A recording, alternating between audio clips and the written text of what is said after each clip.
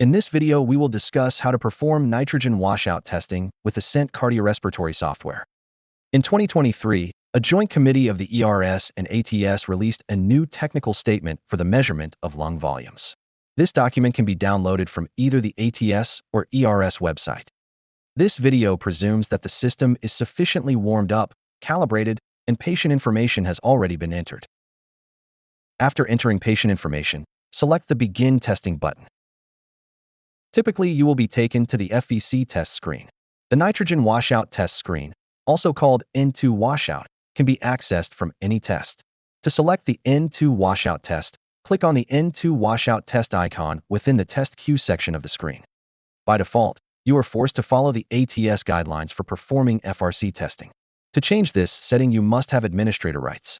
If you wish to make changes to this setting, go to the Admin section, select the Organization tab, then the Site option. Click on the ATS 2023 settings. If you make any changes, be sure to click the Save button before exiting. While in the N2 washout test screen, press the F5 key on your keyboard to display the N2 washout settings screen. Following the ATS guidelines, the Perform SVC maneuver option should be checked. If you wish to make changes to the settings, first unlock the settings by clicking on the lock icon. Make your changes, then click the Save button in the lower right. A word of caution. If the patient will also be performing a DLCO maneuver, DLCO should be performed prior to the nitrogen washout test. Because N2 washout involves breathing 100% oxygen for several minutes, the patient's hemoglobin will get saturated with oxygen. This will decrease the carrying capacity of the hemoglobin for carbon monoxide, which will decrease the values of the DLCO effort. Before beginning an effort, make sure you thoroughly explain the procedure to the patient. Prior to each nitrogen washout effort, you must calibrate the analyzers. If you selected the nitrogen washout icon after performing a DLCO effort, there will be a 2-minute wait time before you are able to calibrate the O2 and CO2 analyzers.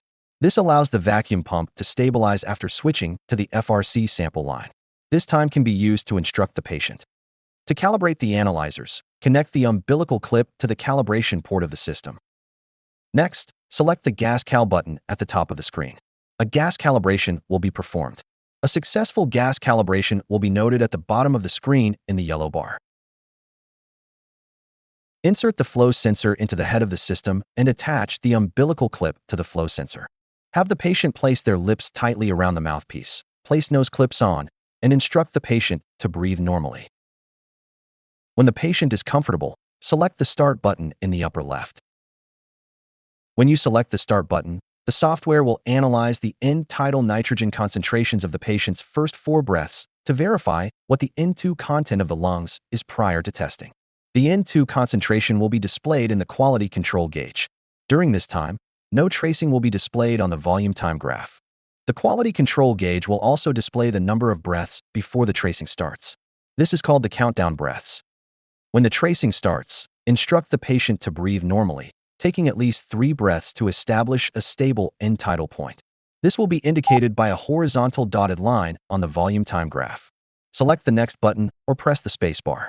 At the end of the next breath, the patient will be switched into the demand valve and will start breathing 100% oxygen. The patient will continue to breathe oxygen until the washout is complete or the test has continued for 7 minutes, whichever comes first. It is very important that the patient keep their lips tight around the mouthpiece and there are no leaks. Leaks will generally invalidate the test, and the effort will have to be repeated. During washout, the quality control gauge will display 4 values: %N2, accumulated FRC, switch and error, and respiratory rate.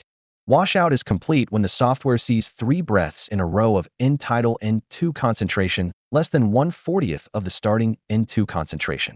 Generally, this will be an expired N2 concentration around 2%. When the washout period is over, an SVC maneuver should be performed. After the washout, have the patient breathe normally to re-establish a stable baseline. Then perform the SVC maneuver.